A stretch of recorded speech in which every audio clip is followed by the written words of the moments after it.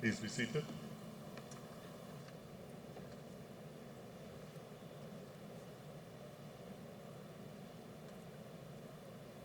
Vice Chancellor, Professor Hilary Beckles, Pro-Vice Chancellor and Campus Principal, Professor Rosemary Antoine, 2024 Honorary Graduate Dr. Patricia Rodney, other distinguished members of the Platform Party, Valedictorian Mr. Kofi Paul, faculty and staff of the UWI St Augustine campus, specially invited guests, graduating class 2024, friends, family, and well-wishers, members of the media, good afternoon.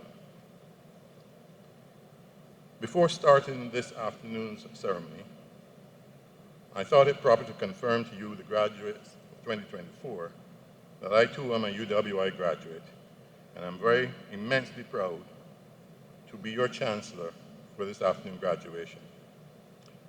I've also been told that we need to inject a little bit of life into the proceedings. That is not my personality, so I will need your help, class of 2024, in achieving this. Congratulations, class of 2024.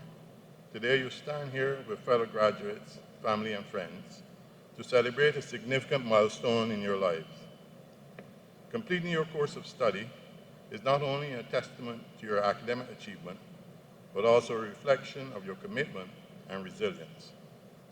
Many of you began this journey in the midst of a global health crisis, and your presence here today speaks volumes about your strength of character and your ability to overcome challenges. Graduating from university is a massive accomplishment, marking the end of one chapter and the start of a thrilling new journey. Expect a whirlwind of emotions, excitement for the future, nostalgia for the good times you're leaving behind, and maybe a bit of uncertainty for what's next. This transition period can be filled with job hunting, possibly moving to a new country, or returning to your home country and adjusting to a different daily routine. You will be applying the knowledge and skills gained, but also learning to navigate the professional world, which can be quite different from university life. Your personal growth continues as you build your networks, take on new responsibilities, and chase your ambitions. It is a time of endless possibilities, and no doubt some challenges. Embrace the opportunities and use the skills and knowledge you've gained to navigate the complexities of your new world. Throughout your academic journey, you have been exposed to information that allows you to see the world through a broad lens. The examples and illustrations you have encountered during your study are not just theoretical props designed for the purpose of obtaining a degree. They reflect a real interconnected world, the outcome of the consciousness of millions of people going about their daily lives. Dream big, aim high, and have an open mind. Your local environment is part of a larger global space, where events and decisions made thousands of miles away can have a significant impact locally. Be assured that the knowledge you have gained at the University of the West Indies has prepared you to meet these events with confidence. I was recently asked why the University of the West Indies is pursuing a global strategy when there are more than enough local problems to be addressed. This question isn't new. In a different setting some years ago, while discussing the merits of global thinking with local executives, a similar question arose. Why not focus on local issues since we're not competing globally? To answer that question, I borrowed from the work of a distinguished university professor who shared a perspective with his class on the necessity of global thinking. The example he chose was taken from a normal everyday activity, and he demonstrated how globally connected we are even as we act locally. He suggested, consider that in this interdependent global economy, a person might drive to work in a car designed in Germany by Mercedes, assembled in Mexico from components made in the US and Japan, fabricated from Korean steel and Malaysian rubber. He may fill the car with gasoline at a BP service station owned by a British multinational company. The gasoline could have been pumped from a well off the coast of Africa by a French oil company, and transported to the US in a ship owned by a Greek shipping line. While driving, the person might talk to his stockbroker on a Nokia cell phone, designed in Finland and assembled in Texas using a chip produced in Taiwan, designed by Indian engineers working for a firm in California. He could instruct his stockbroker to purchase shares in Deutsche Telekom, a German telecommunications company transformed into a global entity by an Israeli CEO. He may turn on his car radio, which was made in Malaysia by a Japanese firm, to hear a popular song composed by a Swede and sung by a group of Danes in English, who signed a record contract with a French company to promote their record in the US. The driver might pull into a drive-through coffee stall run by a Korean and order a latte and chocolate-covered biscotti.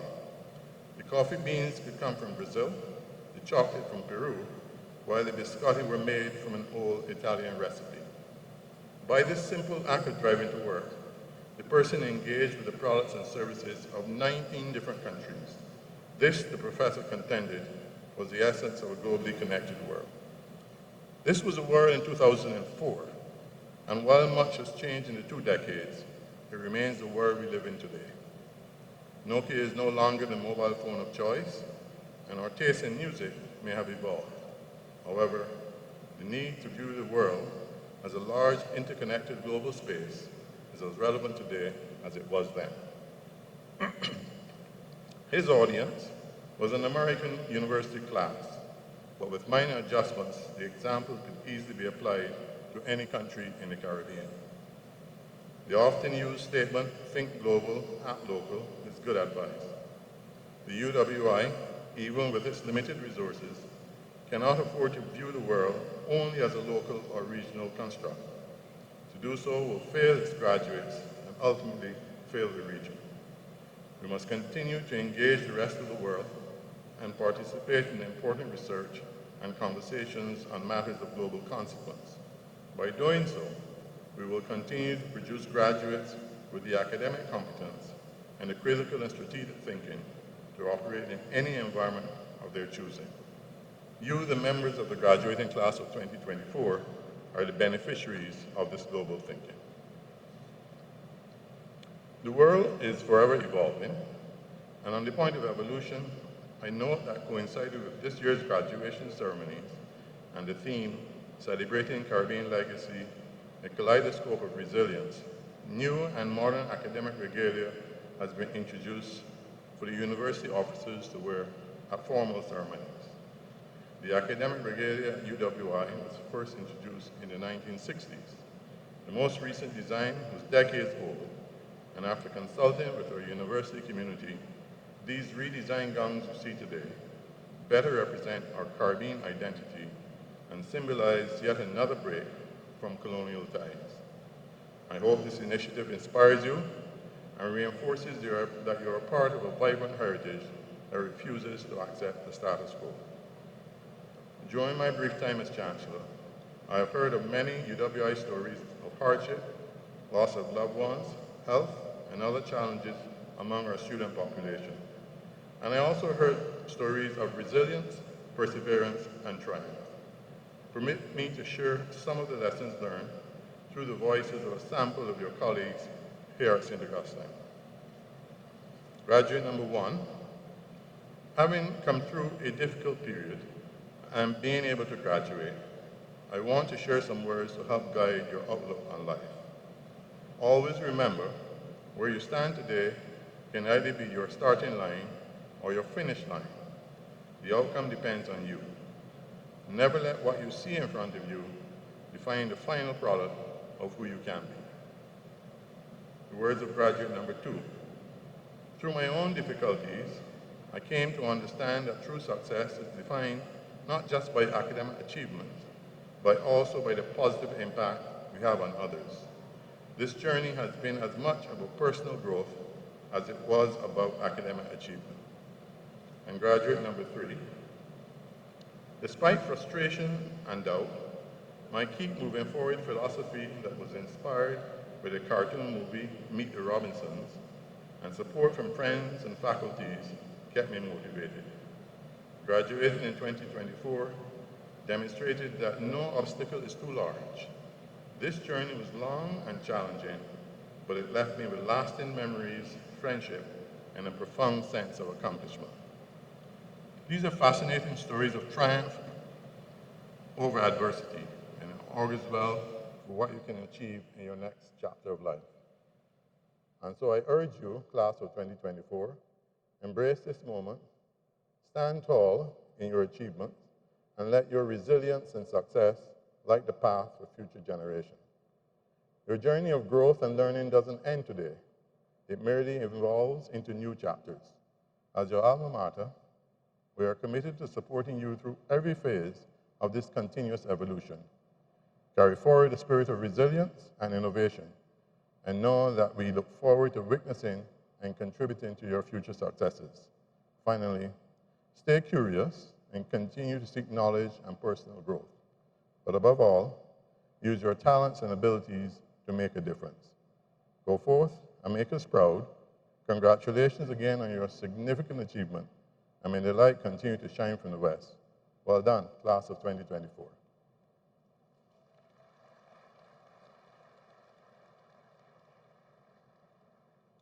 We are met in order that we may mark by a formal ceremony the entry of certain of our members into the company of graduates and the academic achievement of others. As a university, we are an academic society of undergraduates, bachelors, masters, and doctors, and we follow the academic tradition in the pursuit of knowledge and the encouragement of learning, purposes which are laid down in the preamble to the Royal Charter, by which we have been granted the powers needful for the prosecution of our affairs. In pursuing these aims, our members advance from time to time to a higher standing in the academic community, and it is proper that as a body, we should celebrate their achievement. It is marked by the granting of a degree or diploma or license or certificate, and we rejoice with our graduates on their advancement. Thank you.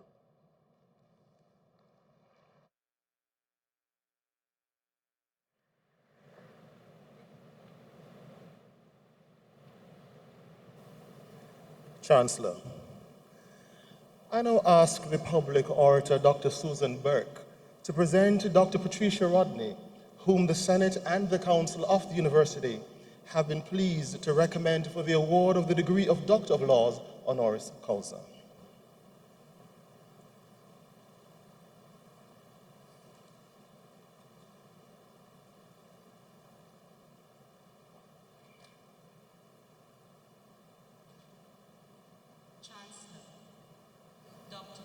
Rowley has spent her lifetime fighting for the rights of the vulnerable in society.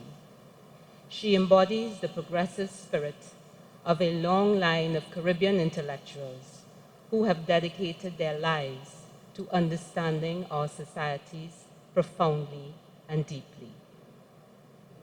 Dr. Rodney's pursuit of equality and justice bring to mind the lyrics of Ella's song by the group Sweet Honey in the Rock that employs the refrain, "We who believe in freedom cannot rest. We who believe in freedom cannot rest until it comes." Born into a large family in Georgetown, Guyana, Patricia Rodney's early years were filled with love, the love of her parents, who instilled self-awareness and confidence in each of their children. During her vacations to the family's hometown of Buxton, she became aware of the rich African ancestry of the town's founders. There, she would often meet Ghanaian royalty who participated in the annual emancipation celebrations. These encounters with her African heritage gave birth to a desire to travel and would foreshadow her many sojourns to various countries throughout her lifetime. Like so many young, progressively mobile Caribbean women during the 1960s, Dr. Rodney chose a career in nursing and received her formal training in the United Kingdom. As a nurse, she worked in the areas of maternal and child health, as well as early childhood education in countries such as Jamaica, Guyana, and Tanzania. However, she soon recognized the limitation of only applying curative approaches to medicine and put her sights on developing more preventative strategies that would involve the entire ecosystem of the family and community as integral actors in establishing overall personal wellness and well-being. Her pursuit of postgraduate training in social work and sociology gave her the tools to do just that. For example, as the program officer with the Women and Development Unit, known as WAND, in Barbados, she developed numerous gender training and sensitization workshops in areas such as reproductive rights, HIV/AIDS, and domestic violence. She also inaugurated the Caribbean Women of Color Health Conference with the Atlanta-based group, Black Women's Health Project. Chancellor, Dr. Rodney has enjoyed a prominent career in teaching and policy formulation. From 2002 to 2010, she shaped the Masters in Public Health program at Morehouse College's School of Medicine in Atlanta. As director, she was instrumental in securing partnerships with various domestic and international NGOs and government agencies, thereby facilitating a more seamless entry of graduates into the world of work. During her tenure at the Canadian Advisory Council on the Status of Women, she prepared white papers on the health status of women of color, on female genital mutilation, and on the health issues of newly immigrant women. As a member of the board of the East End Literacy in Toronto, Canada, she also shaped policy to expand access to literary programs for the disenfranchised. Chancellor, Dr. Rodney's activism in a wide range of areas is proof of her commitment to our social compact.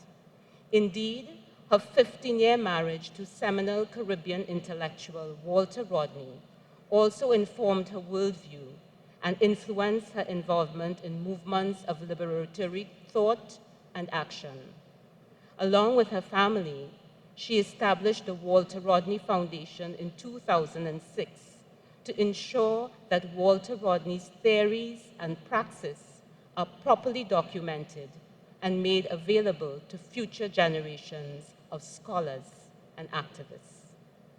Chancellor, for her contributions to the areas of Caribbean development, teaching, policymaking, and activism, we salute Dr. Patricia Rodney. Her life in service embodies the closing lyrics of Ella's song: not needing to clutch the power, not needing the light to shine on me. I want to be just one in the number as we stand against tyranny. Chancellor, for her unwavering belief in freedom, her ongoing advocacy for the voiceless, and her untiring commitment towards building better societies, I present Dr. Patricia Rodney and ask by the authority vested in you by the Council and Senate of the University of the West Indies, you confer on her the degree of Doctor of Laws, honoris causa.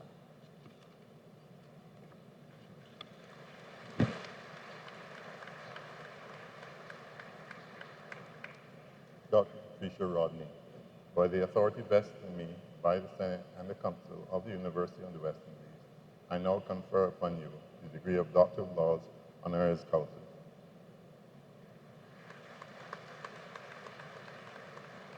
Very well done. I will now invite Dr. Rodney to address the graduation.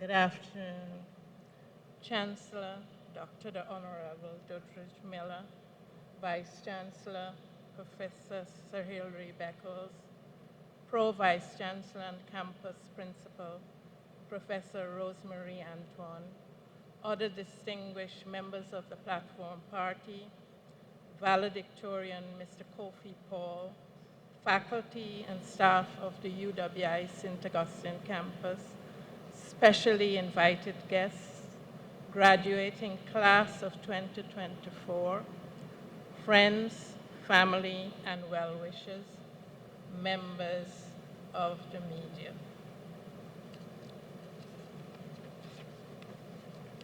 I'm honored to be here this evening and to celebrate with you. My passion is teaching and public health policy development. My educational and professional paths have been rewarding in spite of the many obstacles that have veered me off a carefully crafted plan and at times stopped me in my tracks. I share my journey today as evidence that even if your career path is not linear and may be faced with adversity, obstacles, and systemic roadblocks, you can learn from each experience. Integrity, resilience, courage, determination, authenticity are traits that will develop more organically on both the personal and professional level as you excel in a career that feeds your passion and provides you with the privilege of being a service leader. So what were my obstacles? Finances, multiple relocations, loss of my life partner, raising 3 children as a single parent in a new country without family support, and health issues, to name a few. Realities that some of you may have or will face. What propelled me forward? A strong desire to be my best self, to provide an example for my children and a better life for them, to fight for justice for my husband, and to leave a legacy of service to my community. After graduating high school, I pursued my dream of being a teacher and taught for 1 year at a local primary school. However, to broaden my experiences, I needed to step outside of my comfort zone. So I decided to pursue nursing in London. I graduated from the Royal Northern Hospital in London in 1965, the same year I got married and was promoted to a staff nurse.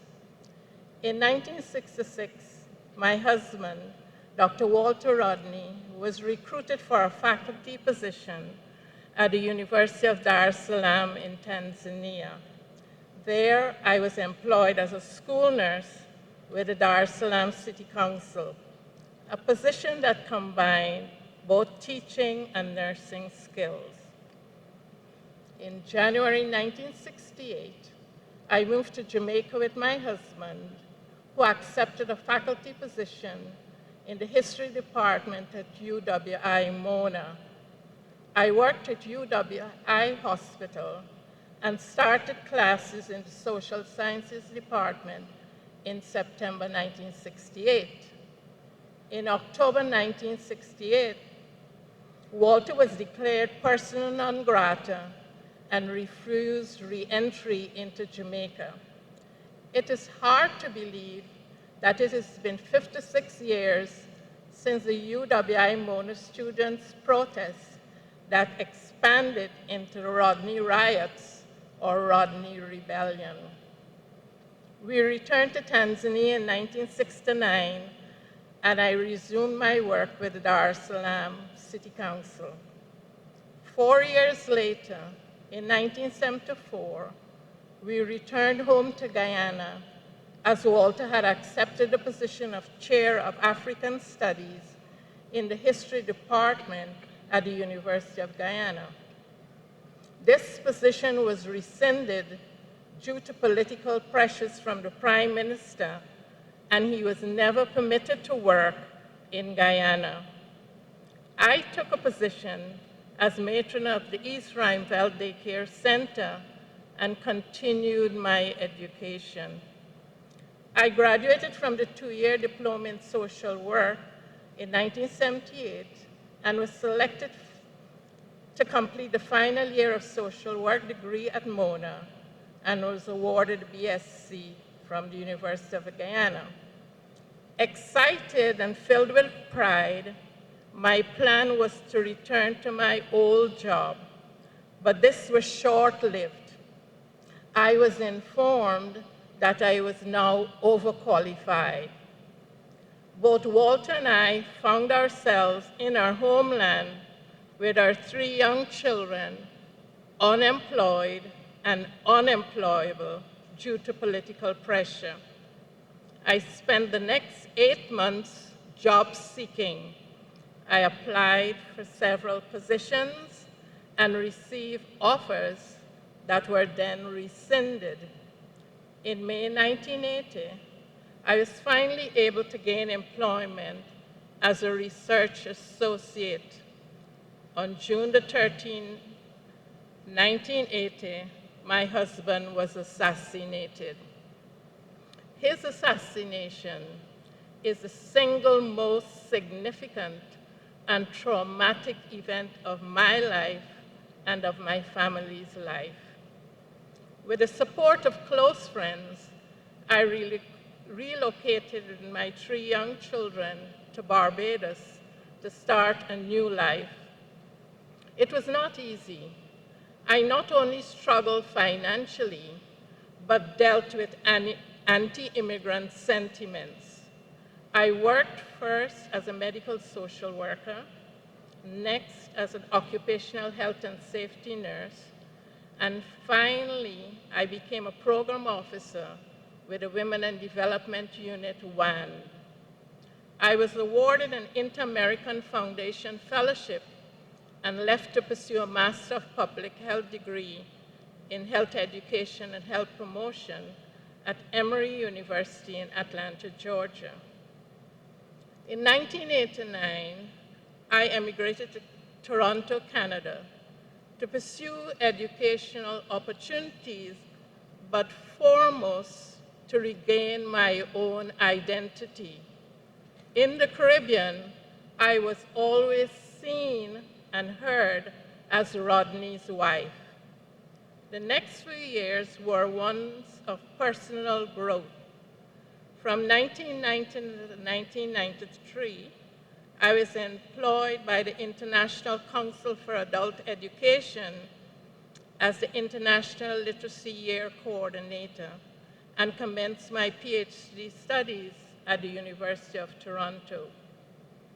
I was awarded a fellowship from the National Research Council of Canada to conduct research in Barbados and Grenada.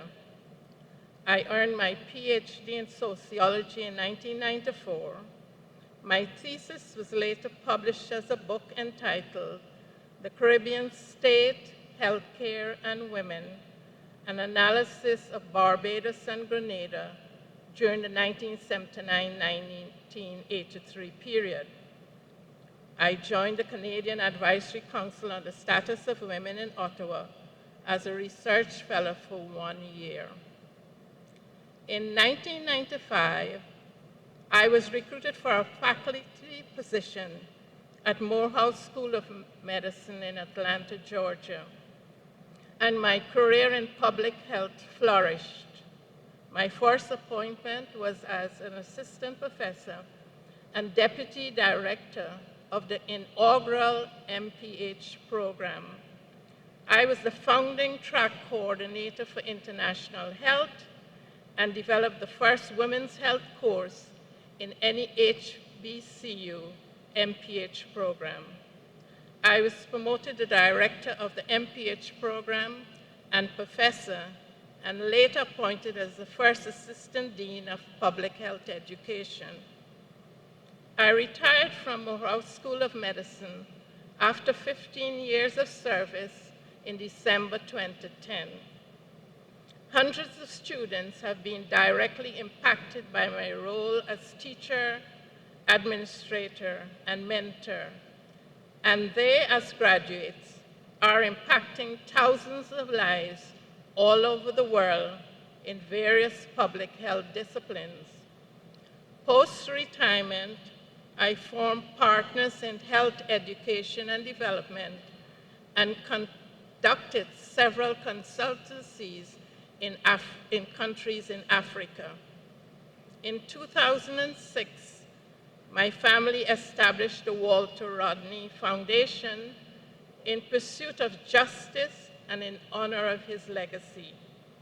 It took 4 decades for the Guyana government on June the 10th, 2020, to declare that the state was responsible for his brutal assassination. The work of the foundation continues to champion Walter Rodney's unwavering commitment to human rights, racial equity, and social justice. I could not have accomplished this work or achieved my goals without the love and support of my 3 amazing children, Shaka Rodney, Kanini Rodney Phillips, and Asha Rodney, and my 4 grandchildren, Asia, Sky, Kai, and Apedwa, who are my world. Your family will ground you as you discover and rediscover your purpose. It is important to remember that life plans are just that, plans. Your actual path will be informed by opportunities and decisions, as well as by your resilience, courage, and determination. My message to each of you is to be passionate about your calling. Continue your trajectory of lifelong learning and become a servant leader in your community. To this, while remaining your authentic self. Congratulations to all of you. I wish you the very best. Thank you.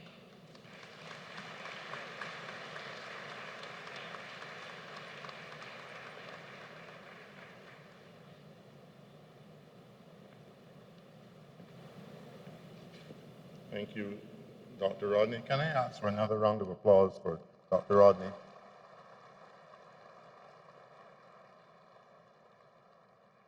Thank you. We will now have a performance by Stephen John, who is currently a degree student in musical arts at the Department of Creative and Festival Arts, as well as a noted national performer. This afternoon, he will sing The Impossible Dream. Good afternoon.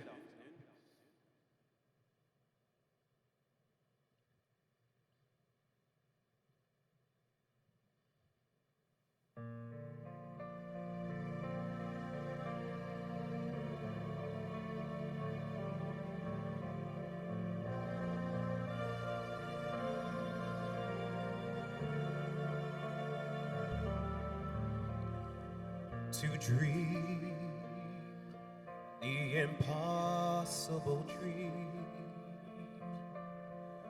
to fight the unbeatable foe,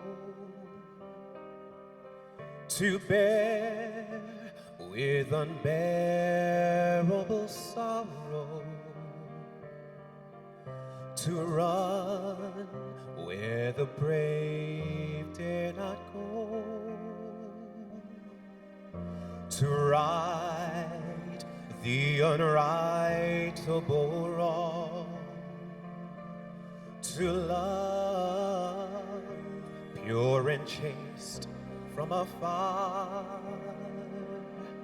to try when my arms are too weary, to reach the unreachable star, This is my quest to follow that star,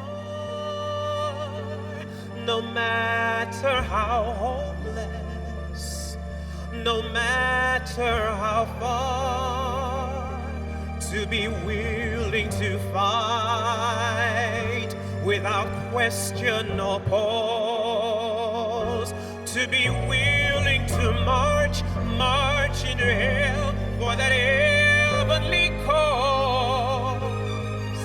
And I know that I'll always be true to the glorious quest, and my heart will lay peaceful and calm when I lay to my rest.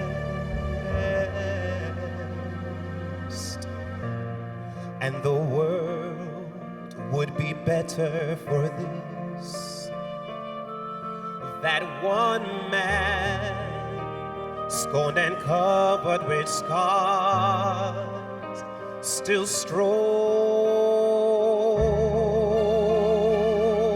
with his last ounce of courage to reach the unreachable, the unreachable, the unreachable star.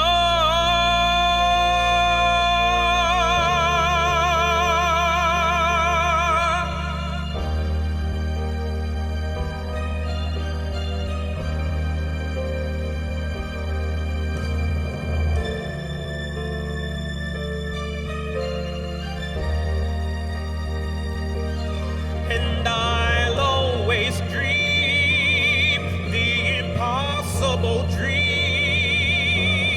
Yes, I'll reach the unreachable star.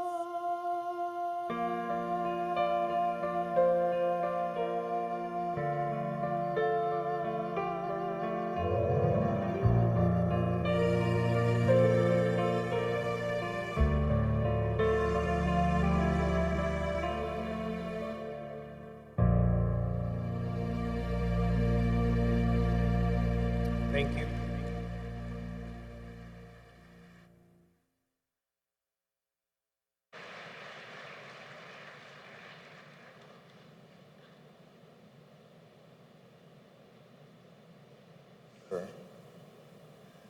The persons whose names will be called studied in the University of the West Indies.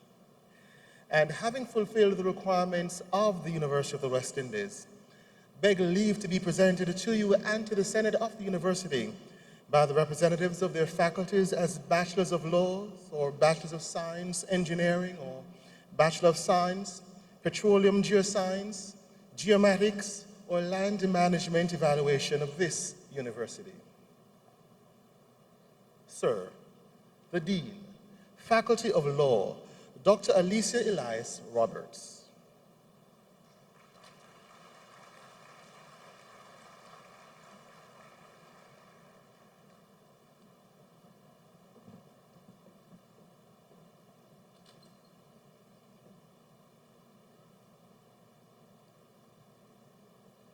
Sir, my colleagues and I ask you to receive, as graduate members of our society, these persons present who haven't fulfilled the requirements of the university have been admitted to the degree of Bachelor of Laws of this university.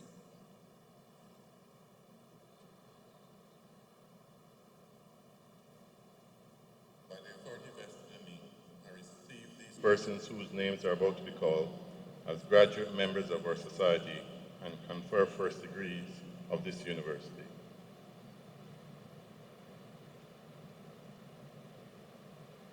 Sir, with first class honors, Caitlin Alexander.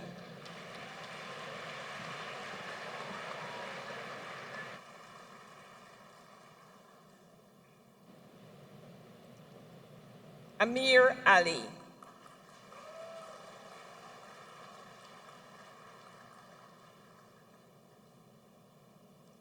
Alicia Ali.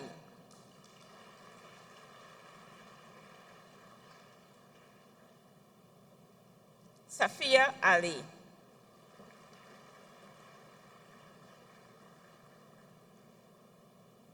Anisha Andrews.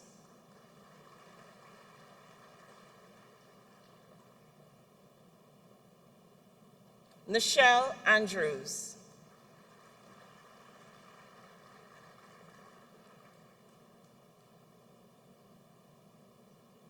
Jahia Asson.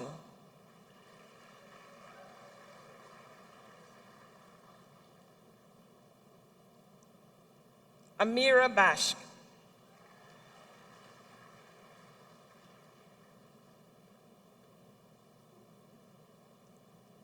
Joshua Bash Raj.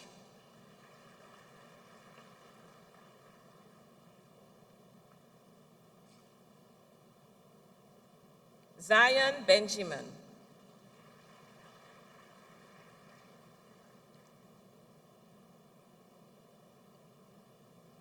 Anna Bisar Majid.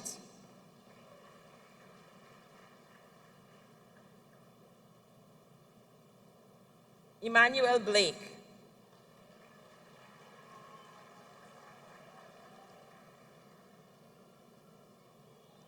Jerdiah Budu.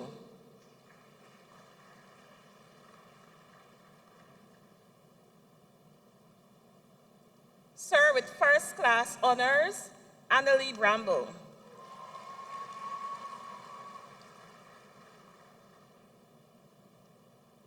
Anaya Brunton.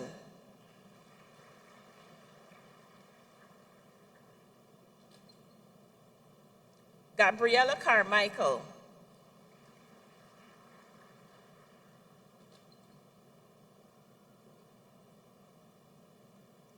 Sir with first class honors, Danielle Cook.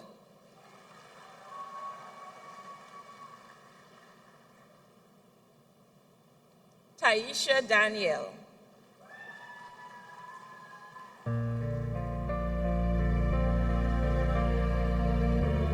Daisha Davis.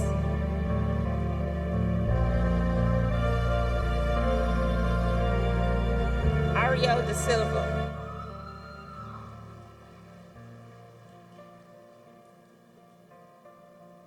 Xavier Dillon. Victoria Duku.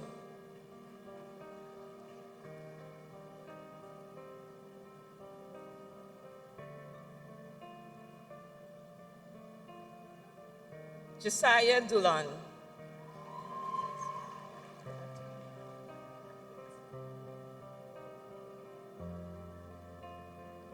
Mika Earl.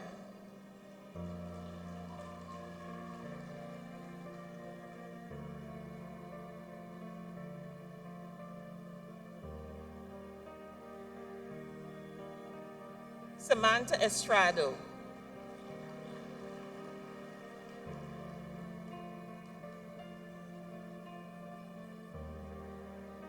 Trishala Evangelist.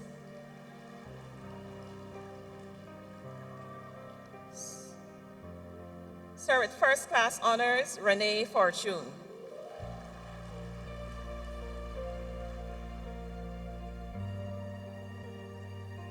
Xavier Dillon.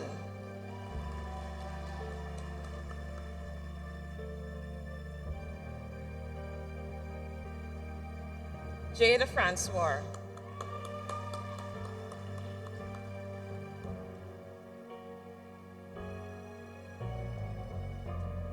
Ganesh Ganga Prasad.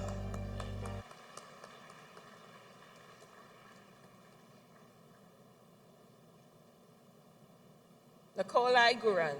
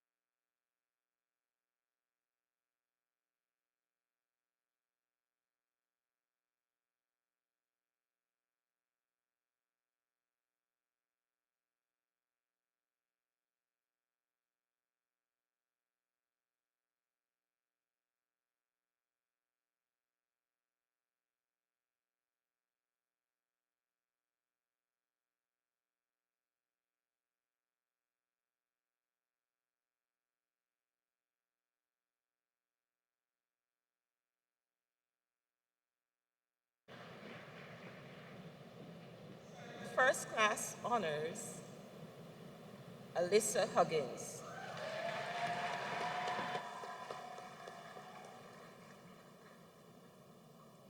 Danielle Huggins.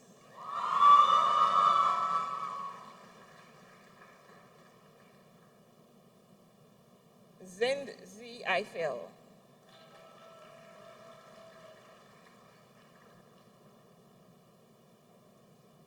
Macy Jagan.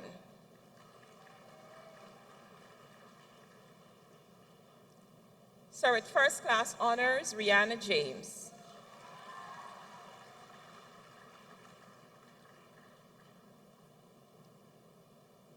Surrey First Class Honors, Cardicia Johnson.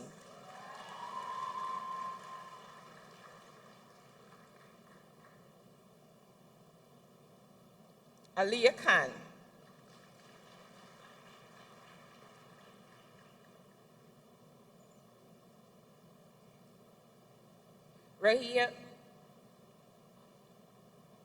Rahia Khan.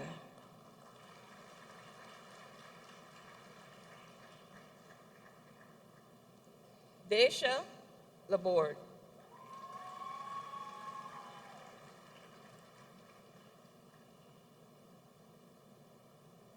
Leah Marie Lalsing.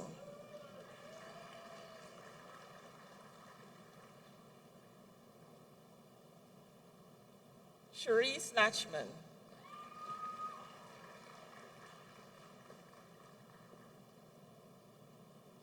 Sanjay Kasiram.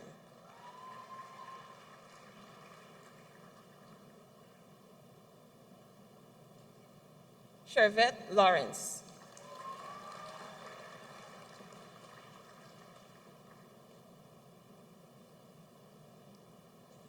Rikisha Lee Brown.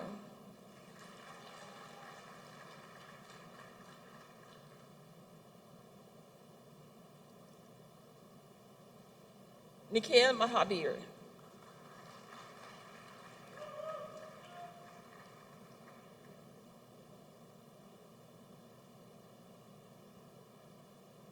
Christian Maharaj.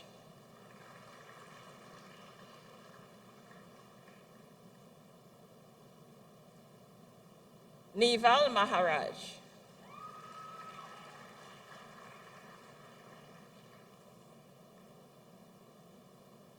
Nicholas Martin.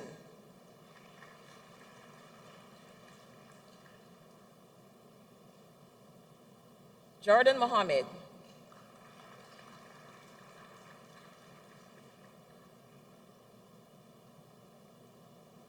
Shanaz Mohammed.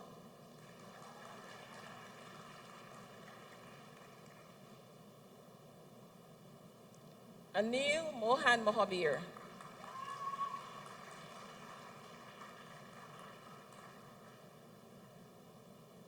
Camelia Munasar.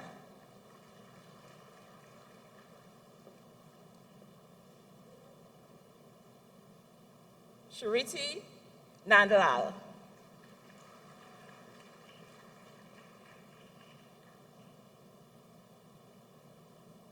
LaShawn Ocho.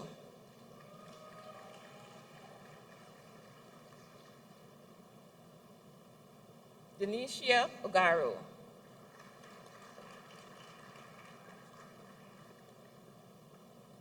Alexia Padilla.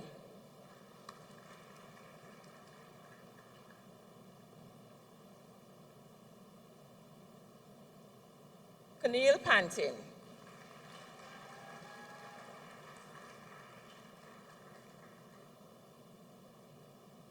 Sir, with first class honors, Kofi Paul.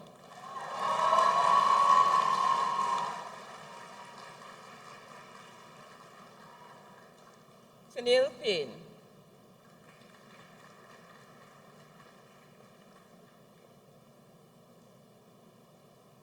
Chelsea Perez.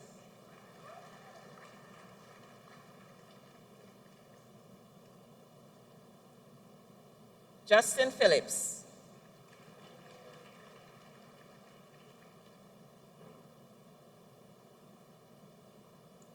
Alicia Purai.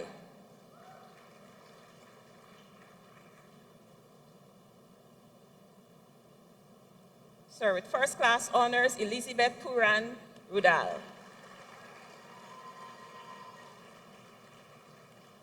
Mark Ramdio.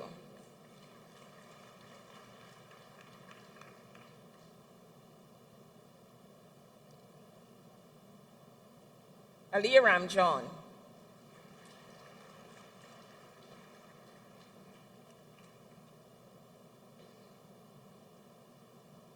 Neela Ramlal.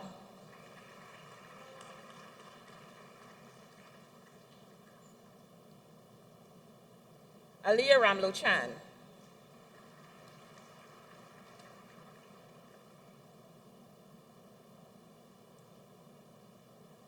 Emily Ramnares.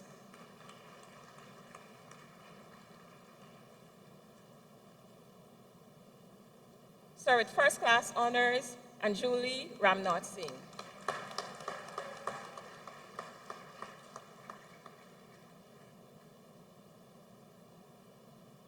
Kaval Ramatar.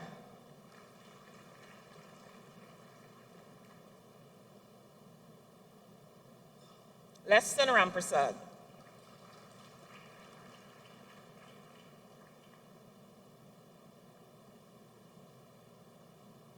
Suraj Ramprasad.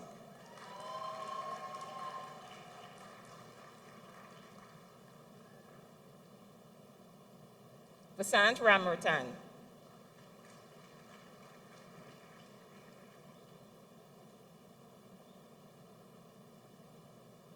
Carice Reese.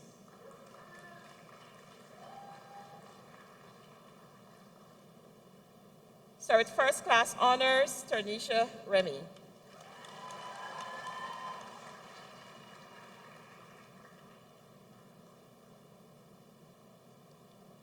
Sadell Reyes.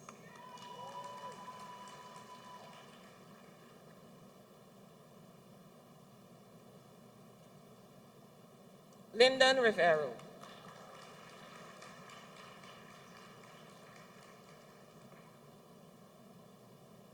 Neilja Robinson.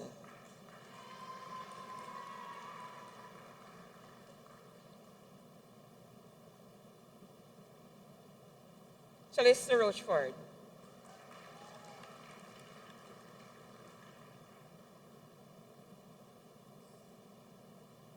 Kajol Roop.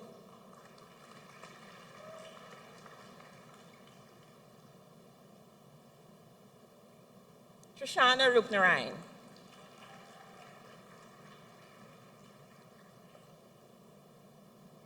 Brad Saga.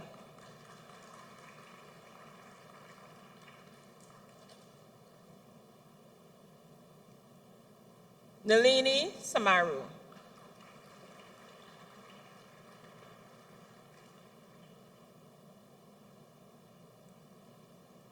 Avian Sitaram.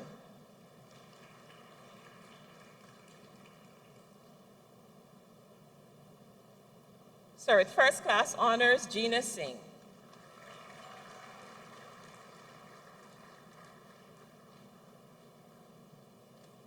Sir, with first class honors, Amaya Sukram.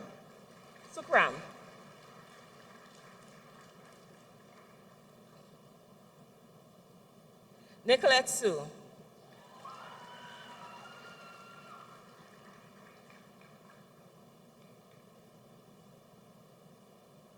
Sharika Tambi.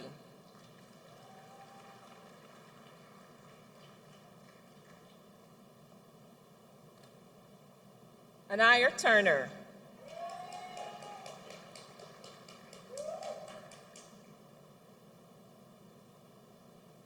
Brittany Valadrez.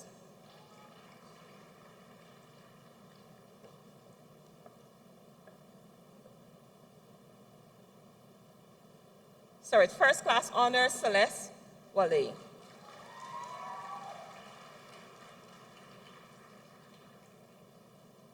Jonathan Wall.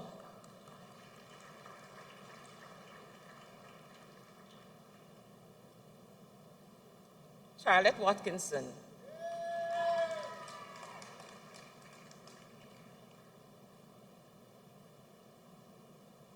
Dasha Webb.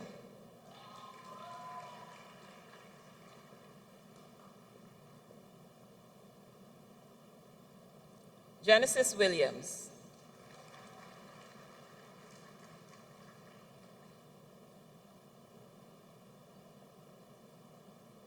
Jamelia Wilson.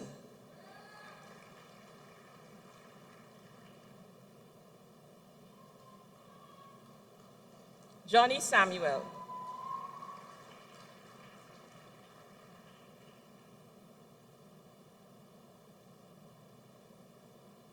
Evita Sinanan.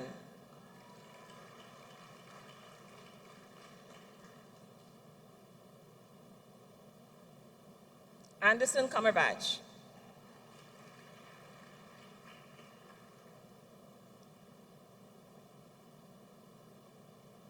Sir, with first class honors, Amrit Maharaj.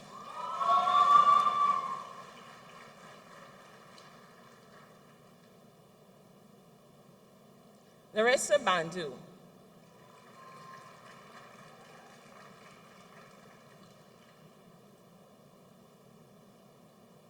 Shania Prahalad.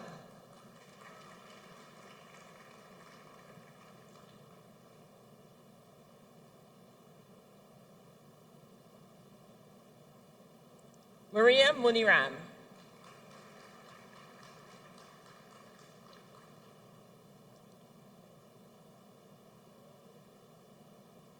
Priyanka Rimal.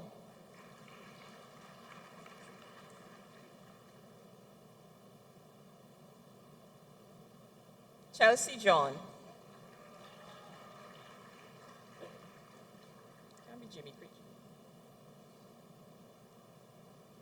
Jimmy Critchlow.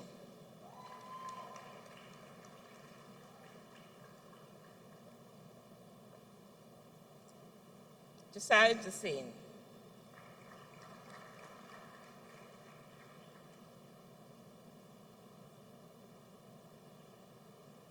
Maurice Allen.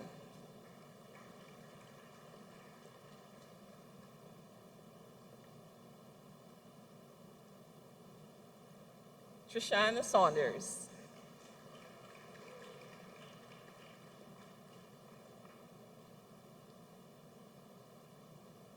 Nicholas Sinanan.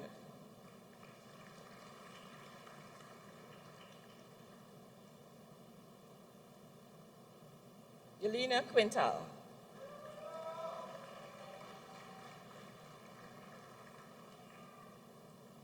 Patrice Fernandez.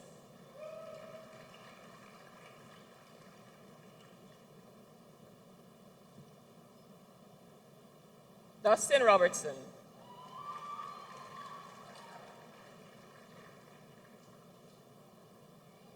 Joshua Hines.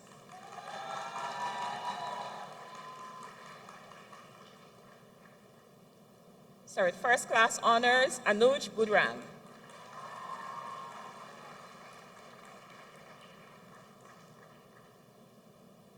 Kilon Joseph.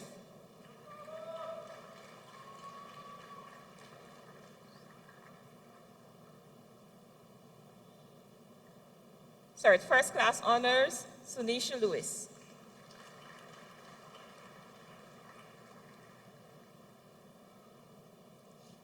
Delano King.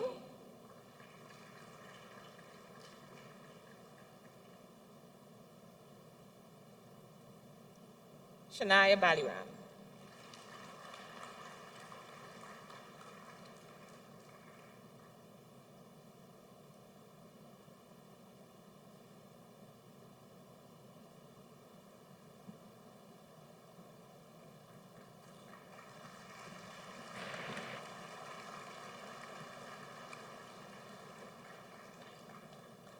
Sir, the Dean, Faculty of Engineering, Professor Bisham Ranlan.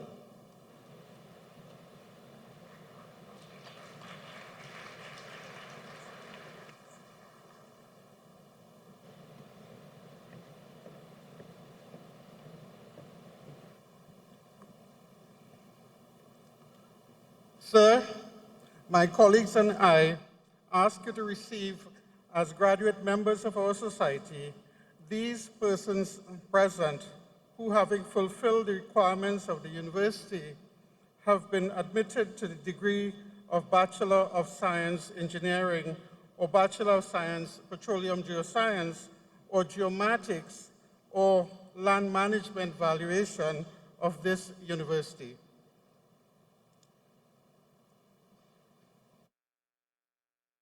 By the authority vested in me, I receive these persons whose names are about to be called as graduate members of our society and confer first degrees of this university. Giovanni Alexander.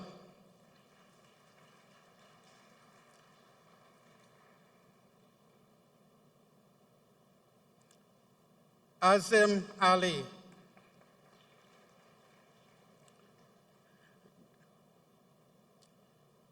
Gabriel Ali. Stephen Along. Sir, with first class honors, Christian Baboti.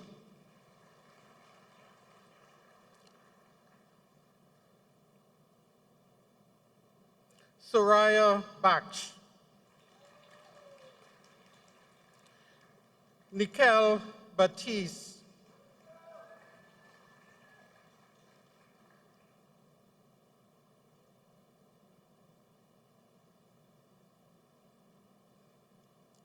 Kevin Basdale.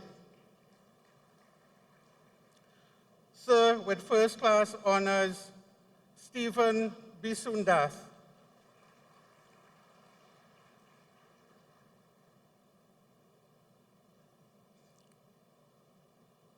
Amos Budu.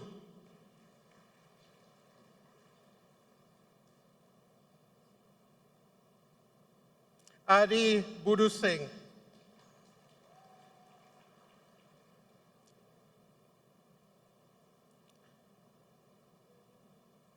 Christian Borneo.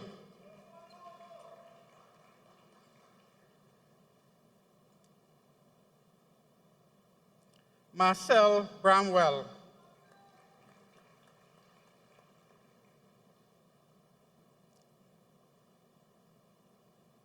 Jacqueline Bridgman.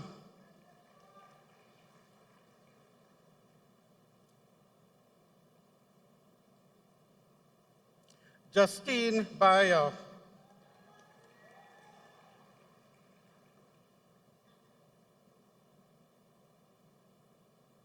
Brittany Campbell.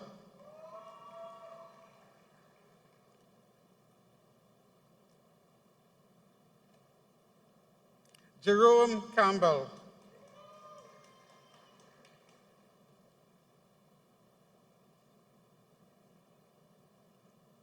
Tariq Karim.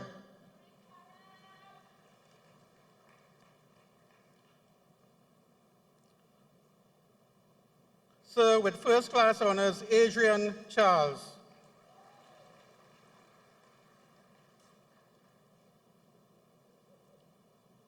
Shivana Chatur.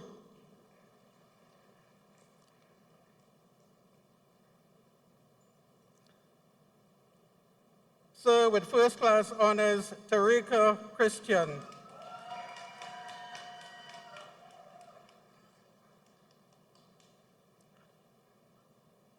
Sir, with first class honors, Cade Coker.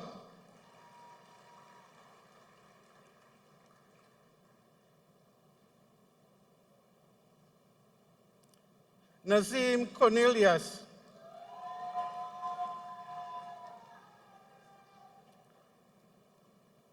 Sir, with first class honors, Amen Asker Kujo.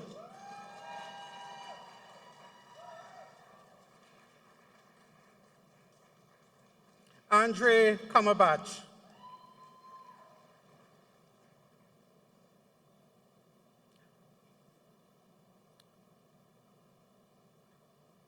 Caroline Disomper Hung, He Hung, sorry.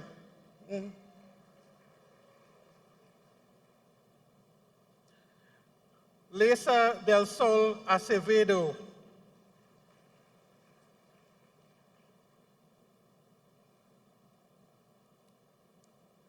Samantha Deonarine.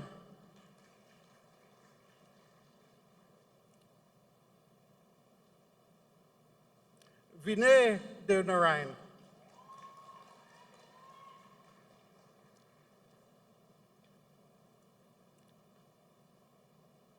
Shivana Deupasad. Sir, with first class honors, Chelsea Marie Devet.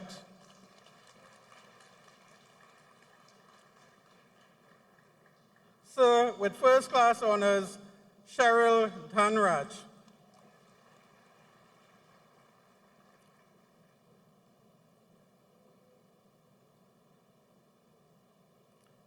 Mahavir Dhanraj.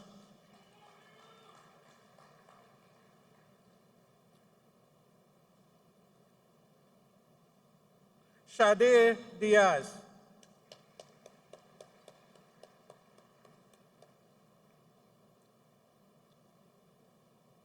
Mika Diljon.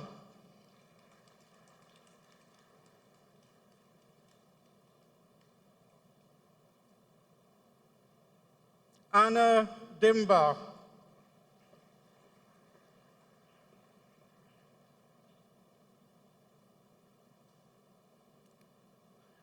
Rebecca Doon.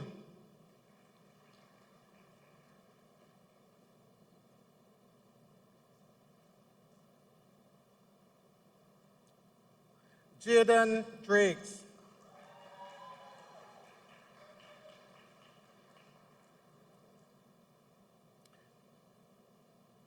Enrique Edwards.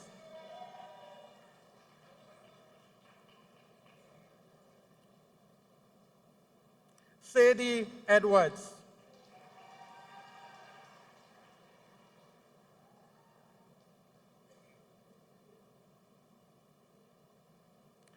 Joshua Elcock.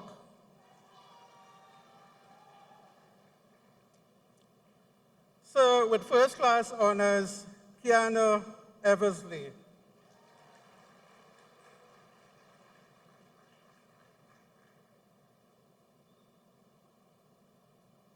Ariane Felix.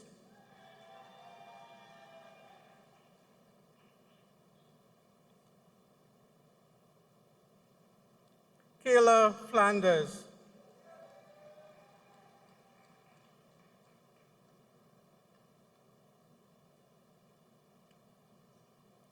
Jarrod Fritz.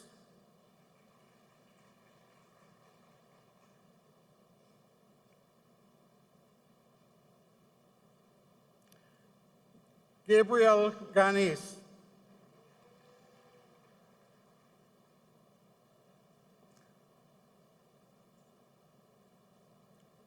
Sir, with first class honors, Kemuel George.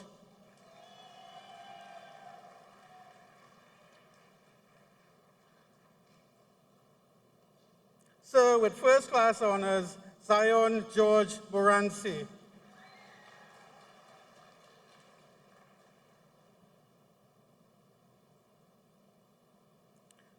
Xavier Gibbs.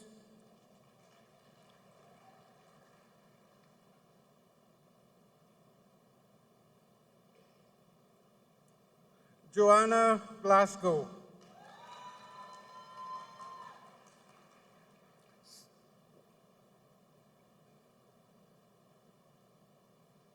Sir, with first class honors, Romario Godding.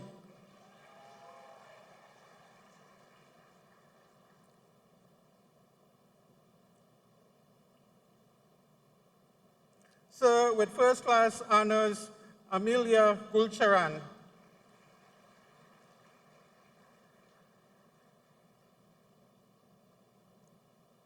Sanjeev Gulcharan.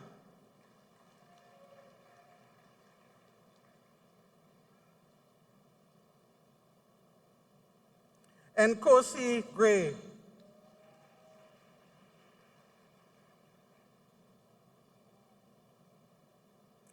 Daniel Harper.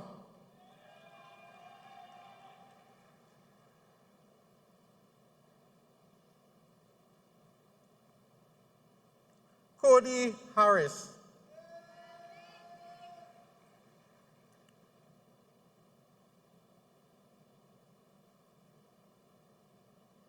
Liam Harris.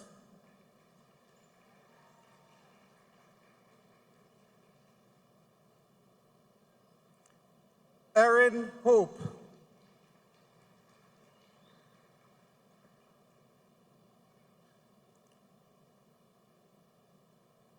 Samir Hossein,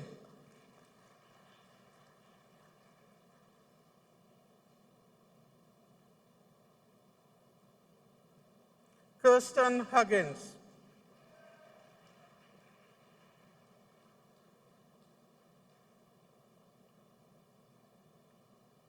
Kyle Chaimangal,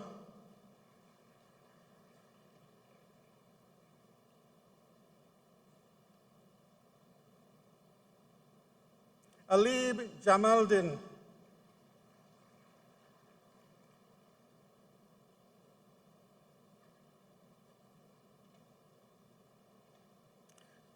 Tionda Jemot,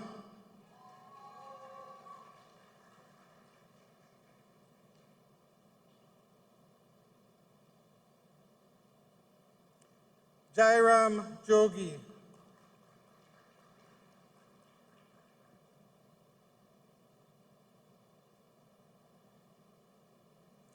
Latrell Johnson. Sir, with first class honors, Victoria Carew.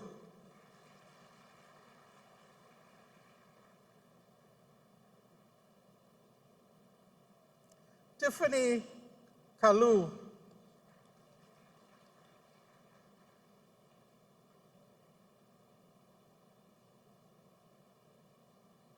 Liam Kasmali.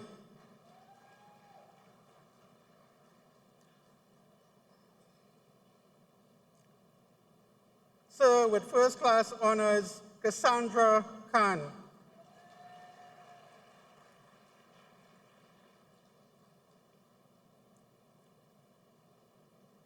Sir, with first class honors, Navari Lachman.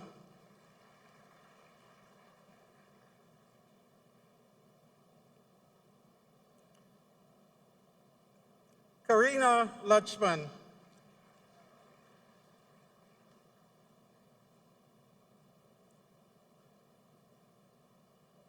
Sir, with first class honors, Kavand Maharaj.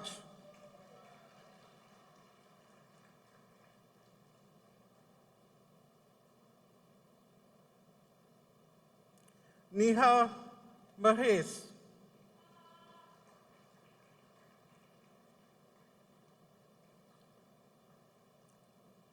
Ethan Majada Singh.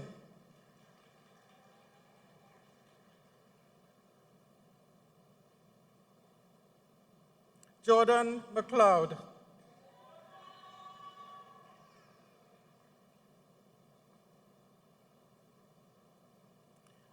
Dana Mohammed.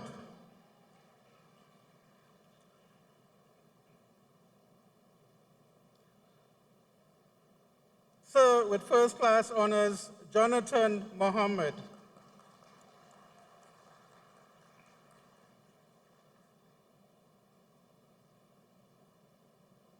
Khalik Mohammed.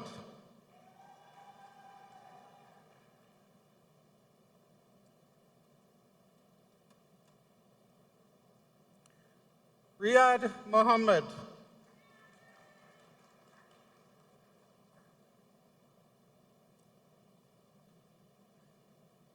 Siddiqa Mohammed.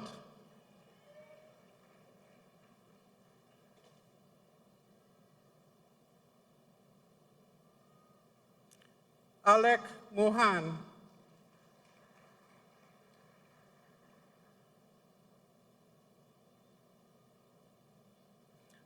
Jared Mohan Singh. Sir, with first class honors, Priya Munilal.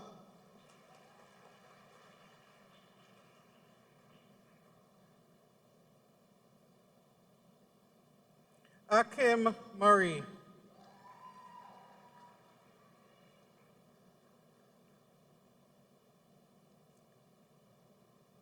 Hannah Mustafa.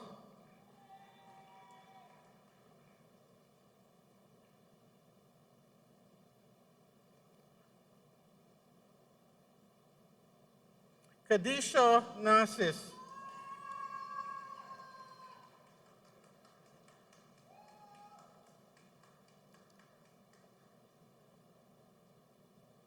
Sir, with first class honors, Kristen Narayan.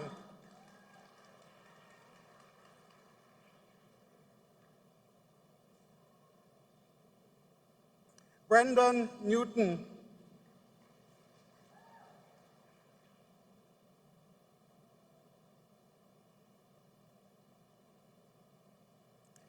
Timothy Noyan.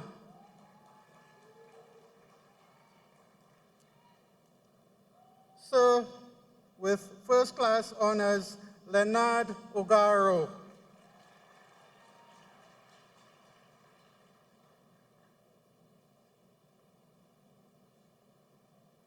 Sir, with first class honors, Jonathan Obulan.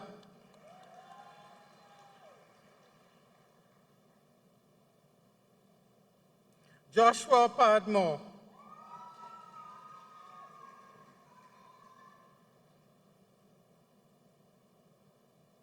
Tony Pierre.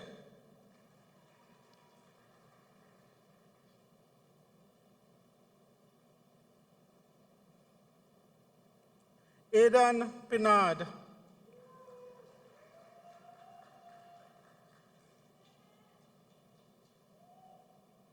DeAndre Radman.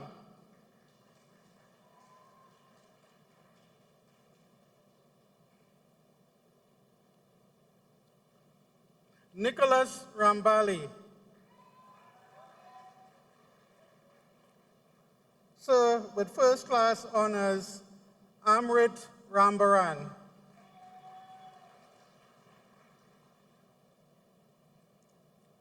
Sir, with first class honors, Ritesh Ramgan.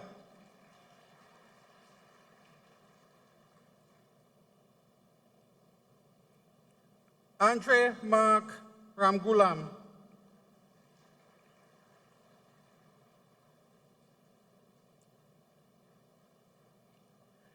Dylan Ramjiwan.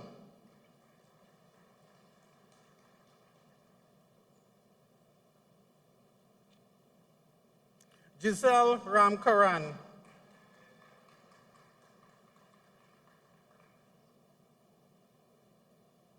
Parbati Rampol.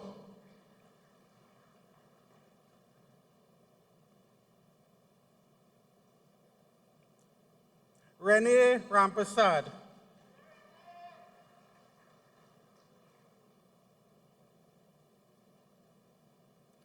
Bridget Ramroop. Sir, with first class honors, Tristan Ramroop.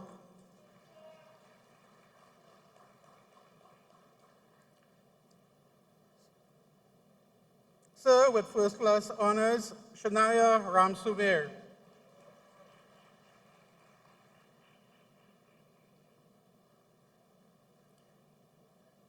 Dana Ratan Singh.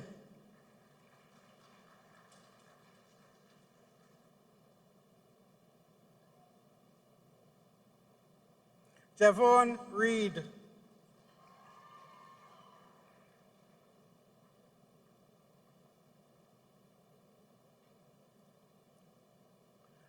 Jordan Robertson.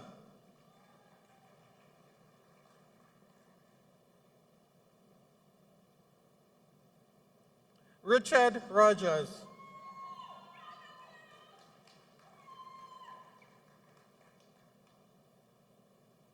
Kristen Ruiz.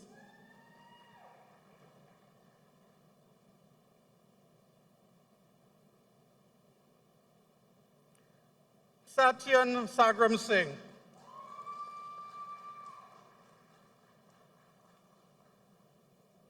Sophia Sampson.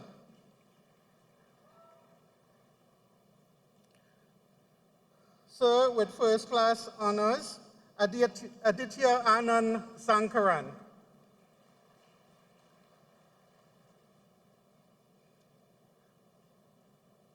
Sir, with first class honors, Kesal Sant.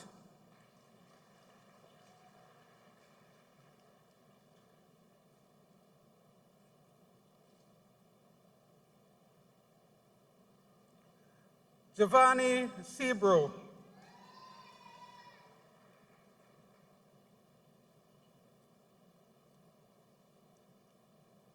Emmanuel Sucharan,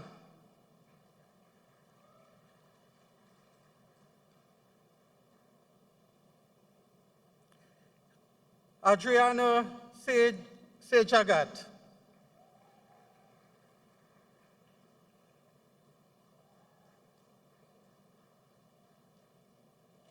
Jumani Shakespeare,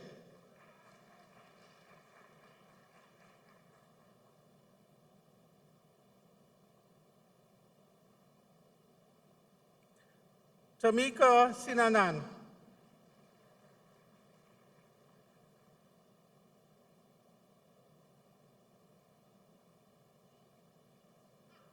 Jacqueline Singh,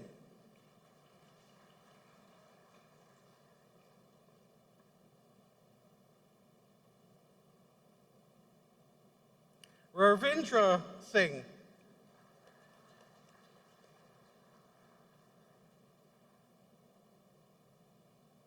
Isaiah Smith,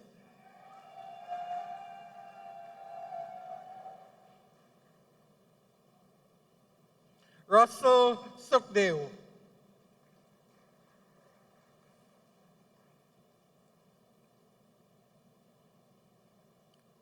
Radad Sukram. Sir, with first class honors, Carissa Subar.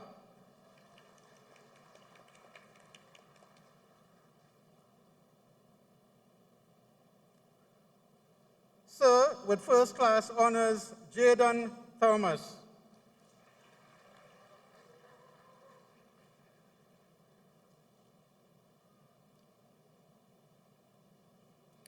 Joseph Thorpe.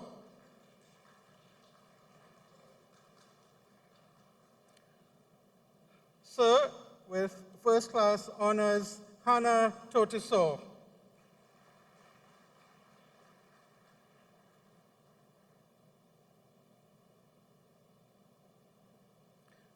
Giovanni Vincent.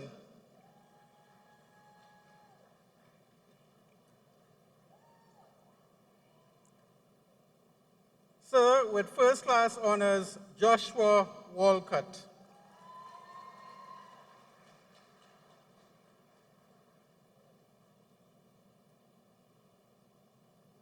Philippe Wickham.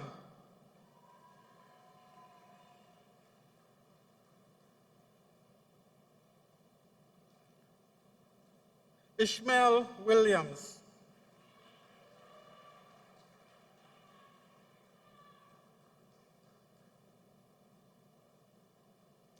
Janelle Thompson.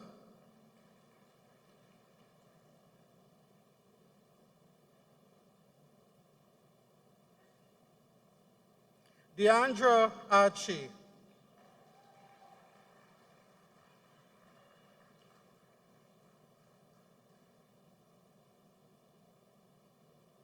Anderson Alexis.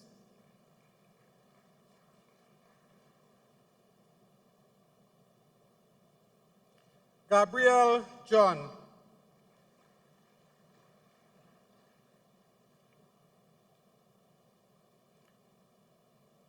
Shania Williams. Sir, with first class honors, Kimberly Coley.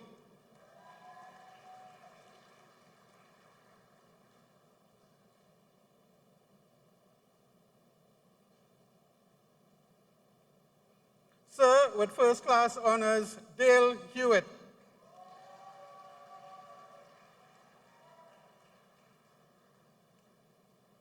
Nathaniel Robinson.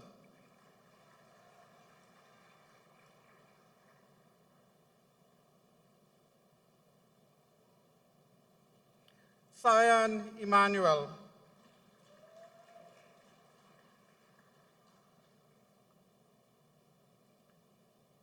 Kaelan St. Bernard.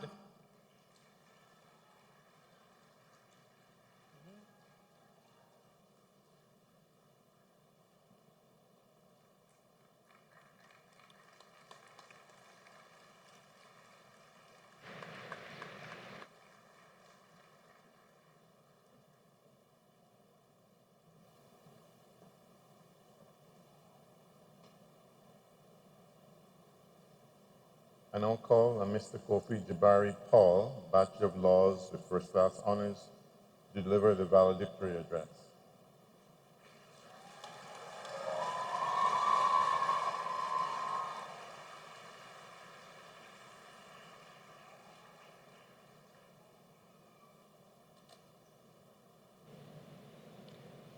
Chancellor, Dr. the Most Honorable Doddridge Miller, Vice Chancellor, Professor Sir Hilary Beckles, Pro Vice Chancellor and Campus Principal, Professor Rosemary Antoine, other distinguished members of the Platform Party, faculty and staff of the University of the West Indies St Augustine campus, specially invited guests, friends, family, and well-wishers, members of the media, graduating class of 2024. Good afternoon. It is said that the race is not for the swift, but for those who endure. We're here to celebrate our accomplishments and the completion of the chapter of our lives. But the journey to this moment has not been an easy one. We can tell you that we braved torrential rapids to get to class in the rainy season. We may mention that the sun was always seemingly directly overhead as we walked around campus. We may even talk about the many late nights and early mornings studying for difficult exams and intimidating course loads. However, that's not the whole story. Some things we may omit are the feelings of inadequacy, questioning whether you're even smart enough to be here, the struggles at home and elsewhere that affected your day-to-day life, the battles that only you know you faced and you overcame. For all this and more, I wish to say a hearty congratulations. This celebration marks more than a finishing step. It is about our personal and collective triumph against all that we faced. We're united by our shared experience as UWI Pelicans of the class of 2024. We have created lifelong friendships, bonds, and memories, whether it be passing the time in SAC, getting a sweat on the field, or just glancing at each other with a shared look of confusion in class. The sinking feeling of reading a case or article over and still not getting it, watching your calculations that you know just not adding up in frustration. Who could forget receiving humbling first grades, Dr. Afonso's mental health therapy sessions, collecting free thing at Guildfest, and the vibes of the Dr. Cohen Marcus football matches. All these were shared and wonderful experiences. But as I stand here today, I'm reminded of my own personal journey, a journey that shaped me and brought me here. Who am I? I'm Kofi Paul, named after the late, great Kofi Annan, former UN Secretary General and a personal role model. Born of Grenadian parents, I started growing up in South. I moved from Rio Claro to Chaguanas and spent hours in traffic just to get to and from school every day. From an early age, I was determined to be an advocate for others. So determined, in fact, that I waited a whole year just to pursue law, refusing to apply for anything else. I knew what I wanted, and I was willing to go after it. As an introvert, stepping out of my comfort zone was not easy, but I knew that if I wanted to be an advocate for others, I needed to find my voice. The University of the West Indies gave me that chance. It gave me opportunities to develop my leadership skills, overcome my shyness, and stand here before you today as one of the 2024 valedictorians, speaking with confidence. My degree not only taught me the law, it gave me the platform to attend conferences and advocate for critical human rights issues, enabling me to develop into the advocate I always dreamed I could be. But as this chapter at UWI closes, who I am is not yet finished. And as I've often been told, the journey now starts. How true these words proved to be. Many things changed throughout our degree. We shifted from online to in-person, from class to class, lecturer to lecturer, but we remained a constant.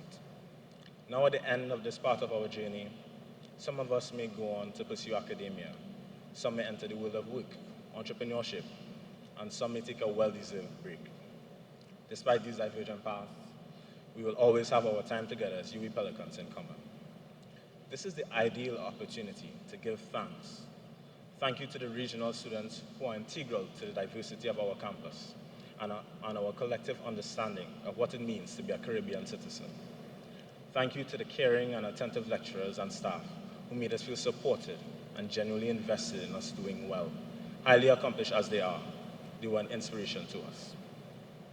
Possibly as a consequence of our colonial history and its pervasive influences, Caribbean people are sometimes hamstrung by the thought that what we produce and nurture here is not good enough when compared with so-called first world countries.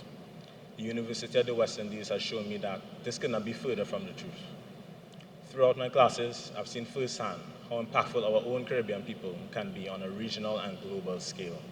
The quality of education I received and the abundance of opportunities are more than I could have ever wished for.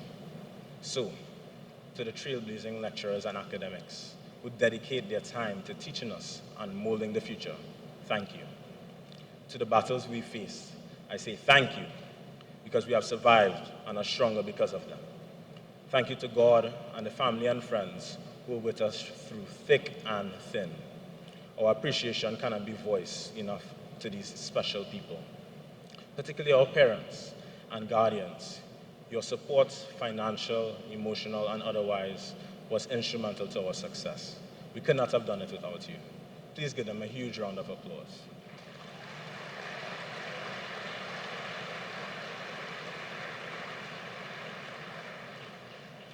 But especially, thank you to my mother, who as a single parent is the true embodiment of resilience, who worked tirelessly to ensure that I had the ability to make use of my potential, who in spite of her health worked 16-hour shifts to ensure that I could afford the needs of school, who made sure that despite our circumstances, I was not disadvantaged, who sacrificed and endured so that I can have the education she didn't, the opportunities she didn't, and the support she didn't.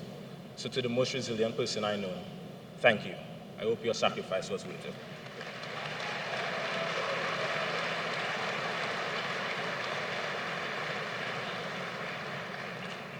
Now, as with the time I receive my essay results, I'm sure I'll once again hear the journey now starts. And indeed, our lives do not end on graduation day.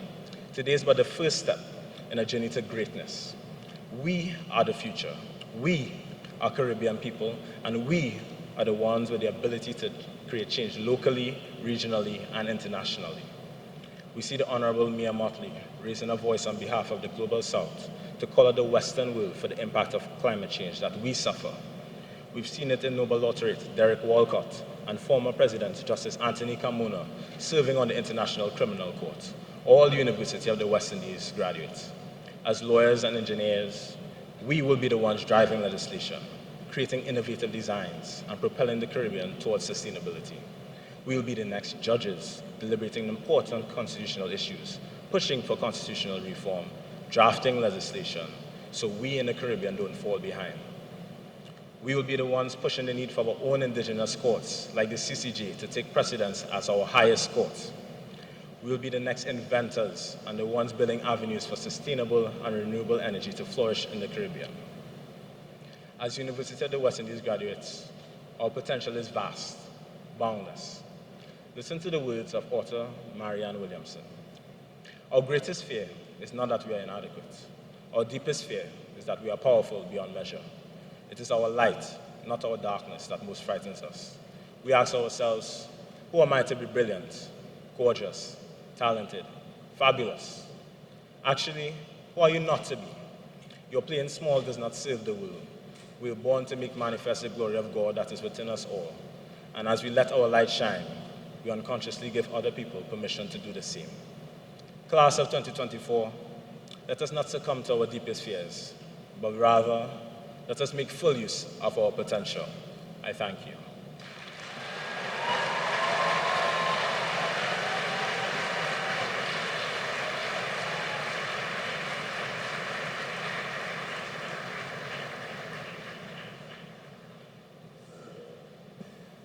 I now ask Professor Durasamy Saravanakumar, Director, School for Graduate Studies and Research, to present to you members of our society for the award of master's degrees and postgraduate diplomas of this university.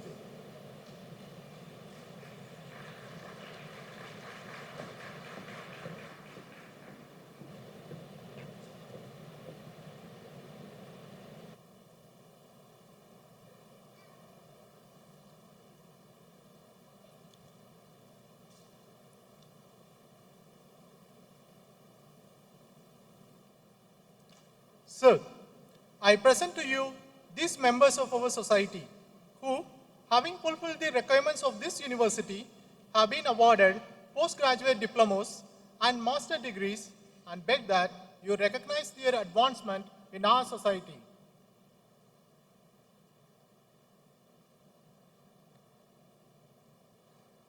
By the authority vested in me, I confer on these persons whose names are about to be called postgraduate diplomas and master's degrees of this university and recognize their advancement in our society.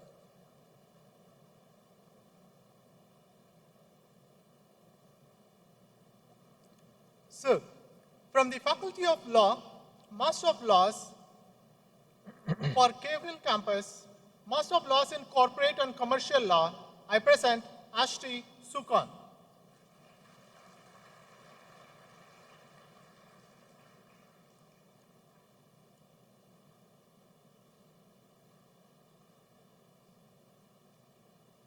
So, from St. Augustine campus, for Master of Laws in Corporate and Commercial Law, I present Megan Ali.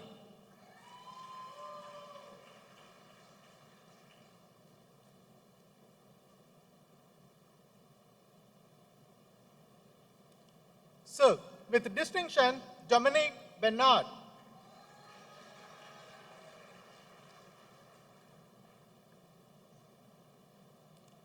Nakisha Buki.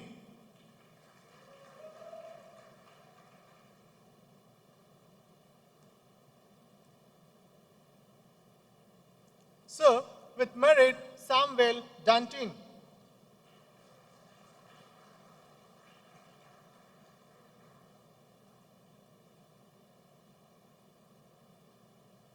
Utika John.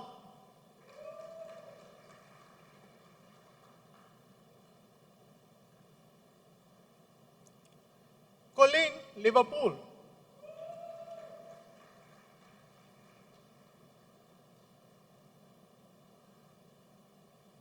So, with merit, Olivia Ramesar.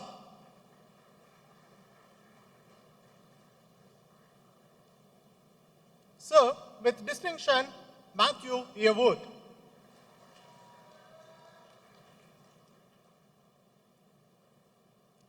So, for Master of Laws in Intellectual Property Law, I present Annalisa Jack with merit.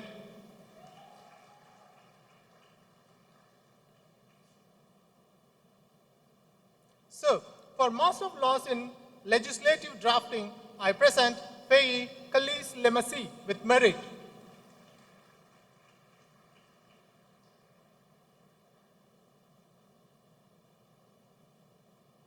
Gowan Mitchell.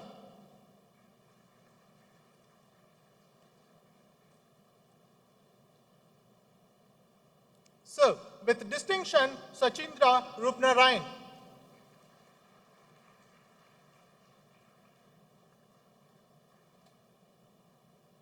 So, for Master of Laws in Oil and Gas Law, I present Maya Braffett with distinction.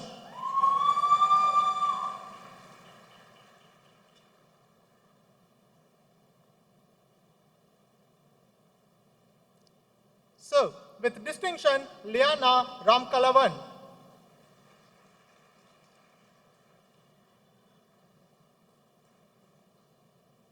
So, for Master of Laws in Public Law, I present Lorenzo Eckstein.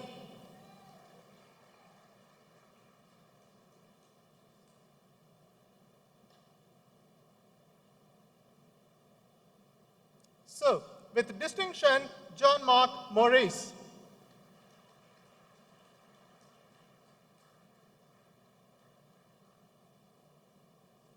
So, with distinction, Antonia Pierre.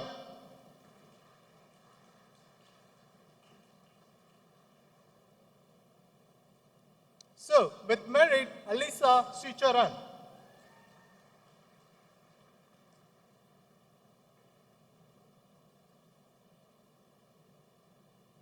So, from the Faculty of Engineering, for Master of Applied Science in Electrical and Computer Engineering with major in Communication Studies, I present Brandon Munro.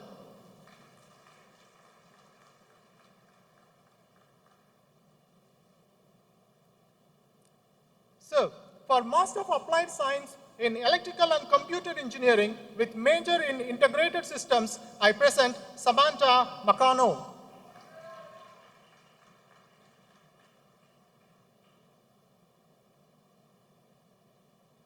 So, for Master of Science in Chemical and Process Engineering, I present Tishana Grant with distinction.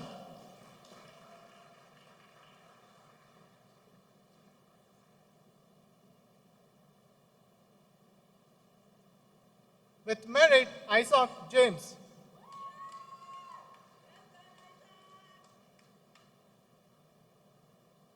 So, for Master of Science in Chemical and Process Engineering with Management, I present Tiffany Dean with merit.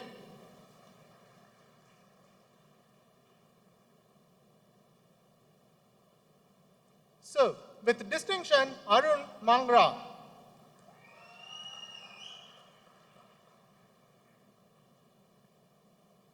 So, for Master of Science in Civil and with Environmental Engineering, I present Petra Babulal.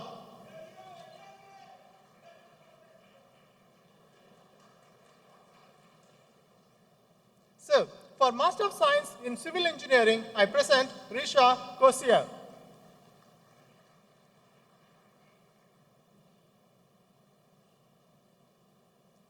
Kiran Ramlochan.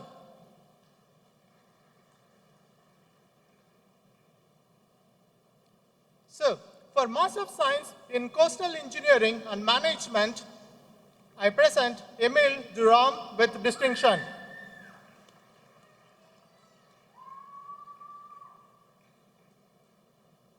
So, with distinction, Andrew Williams.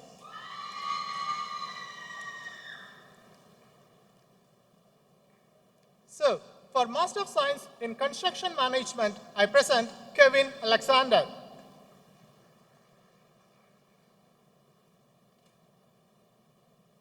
Adesh Brijbasi.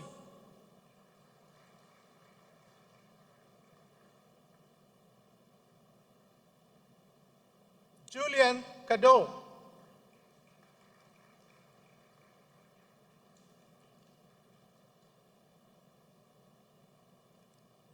Keston Peterson.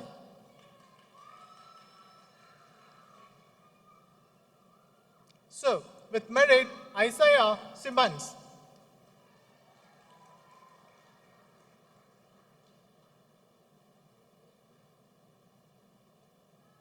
So, for Master of Science in Engineering Asset Management, I present Prakash Bihari.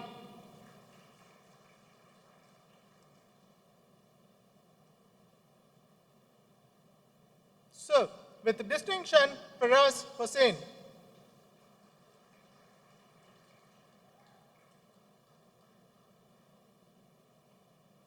Jeremy Lolchan.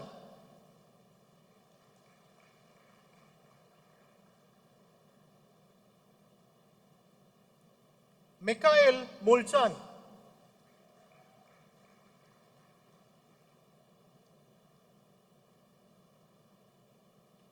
So, with merit, Aliyah Wahid.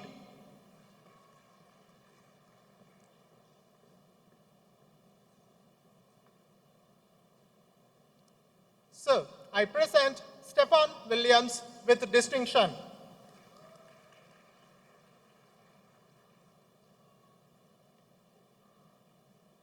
So, for Master of Science in Engineering Management, Isha Hebert.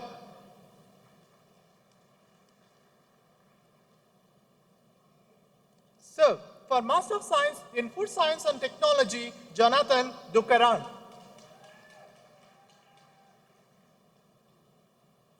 Giselle Isaac.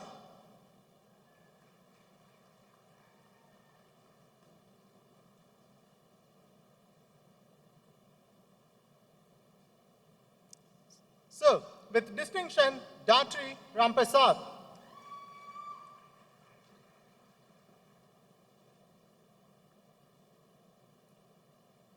So, for Master of Science in Geoinformatics, I present Fadila Ali with distinction.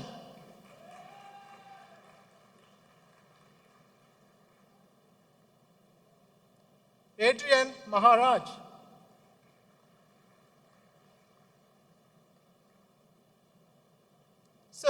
For Master of Science in Petroleum Engineering and Management, I present Ken Mahabir.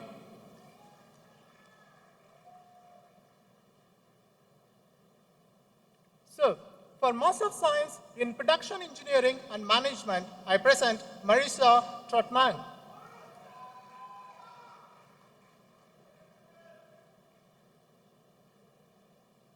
So, for Master of Science in Project Management, I present Jocelyn Osher.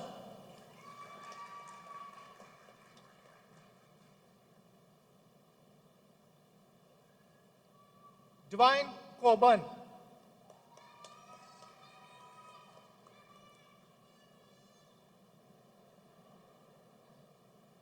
So, with distinction, Dulin Dukaran.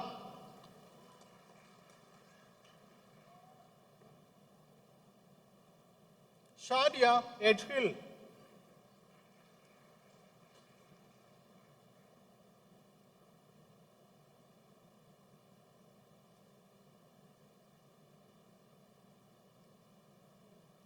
Daniel Gordon.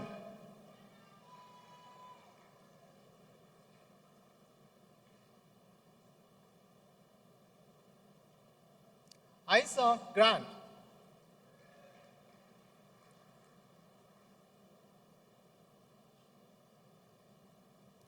So, with merit, Kaisha Ward.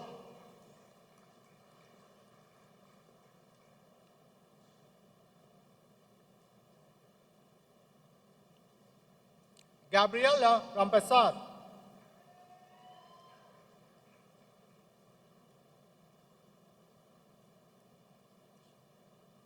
Elisha Serapio.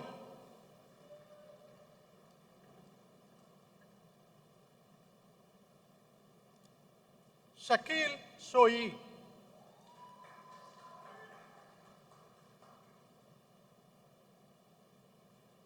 So, with distinction, Brent Sibu.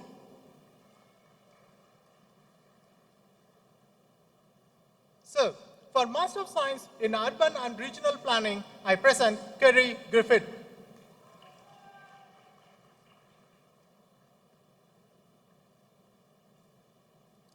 Dion Fortune Brown.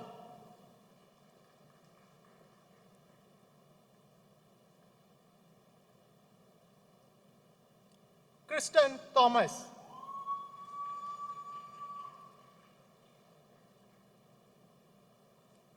Shem Hekulis.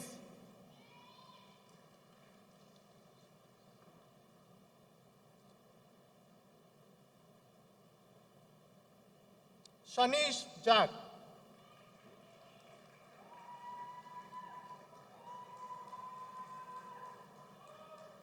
Sonia Yak.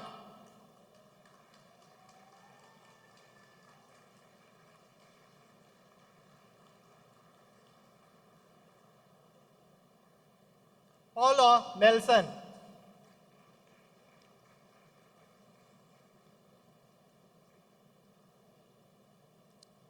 So, with distinction, Jabari Jacob.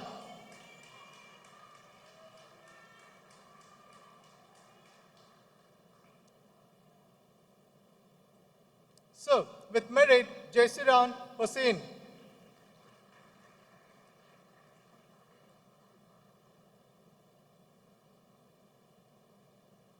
Tracy Jagasar.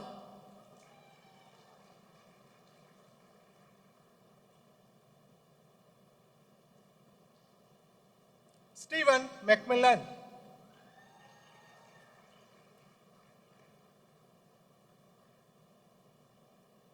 So, for Master of Philosophy in Chemical Engineering, I present Rajiv Buduram.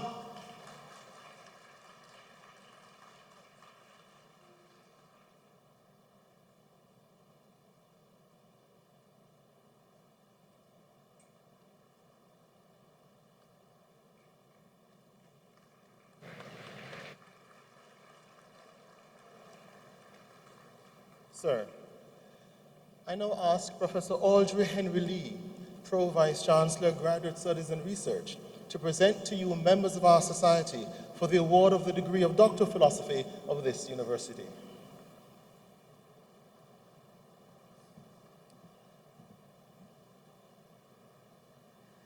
So, I present to you these members of our society who, having fulfilled the requirements of this university, have been admitted to the degree of Doctor of Philosophy, and beg that you recognize their advancement in our society.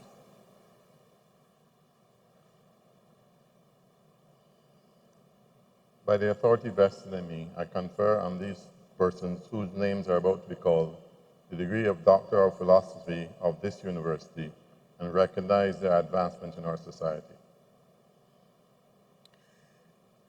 Doctor of Philosophy in Civil Engineering, Anton Ali.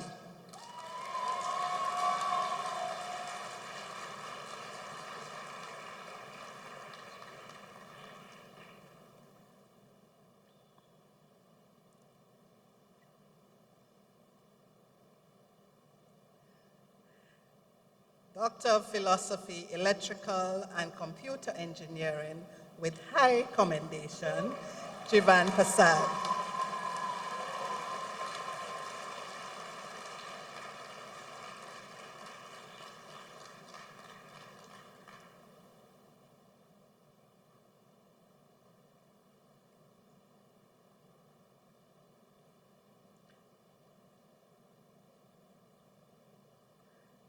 Doctor of Philosophy in Geoinformatics, Amrika Maharaj.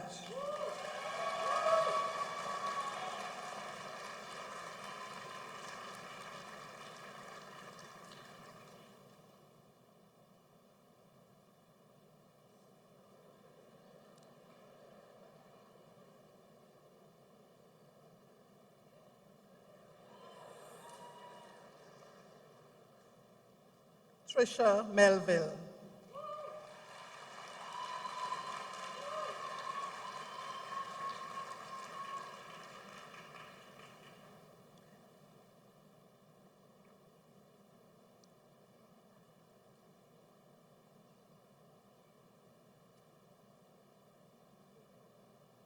Doctor of Philosophy in Geoscience, Saeed Khan.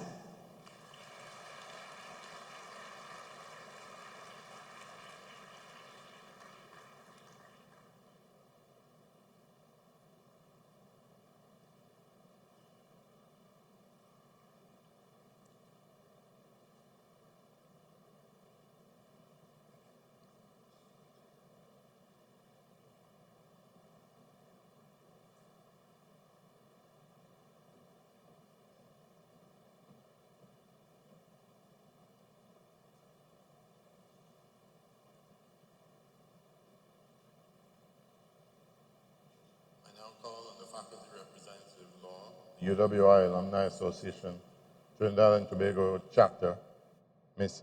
Isis Oliver, to lead the graduates in reciting the Alumni Pledge.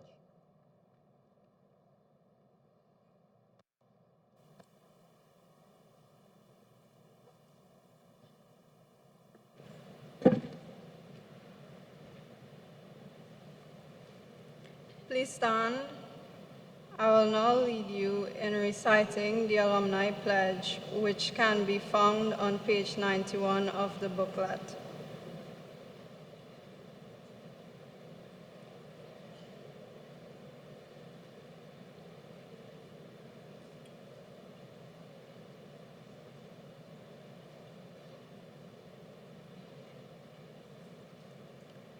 Please repeat after me.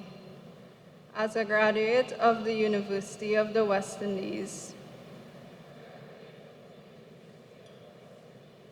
I commit myself to uphold the ideals and goals of my alma mater.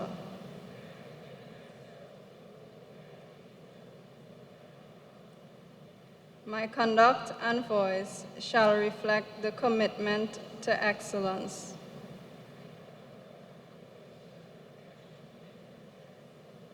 Of the light rising from the west. As I fulfill my social and professional responsibilities,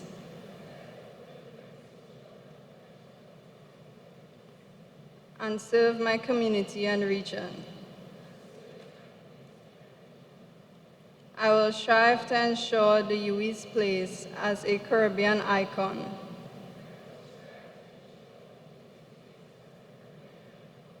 The catalyst for Caribbean development and leadership.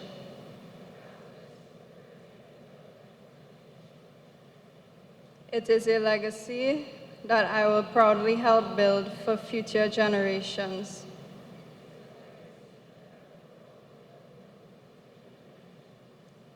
The UWI, first in our hearts and first in our region.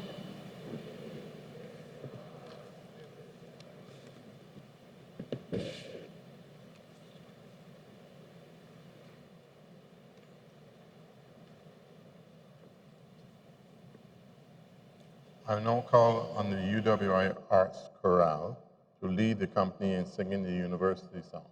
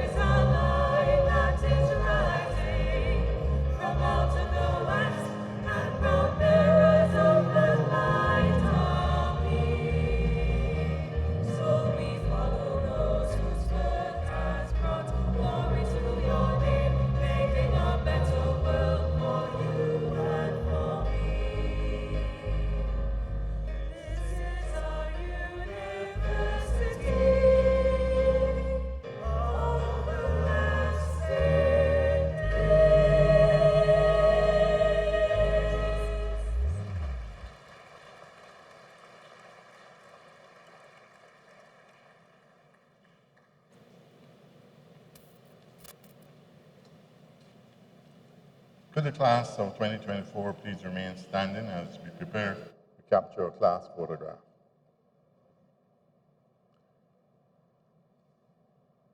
You have been officially entered and ended your UWI graduate era. And to commemorate this milestone, we invite you to take up your canisters as we prepare for a unique and symbolic gesture. To our friends and family in the stands, we invite you to get your cameras ready, as this will be a moment to remember. As we count to 3, we ask you to raise your canisters, turn to your family in the stands, and wave to them with all the excitement and pride that you feel in this moment. On the count of 3. 1, 2, 3.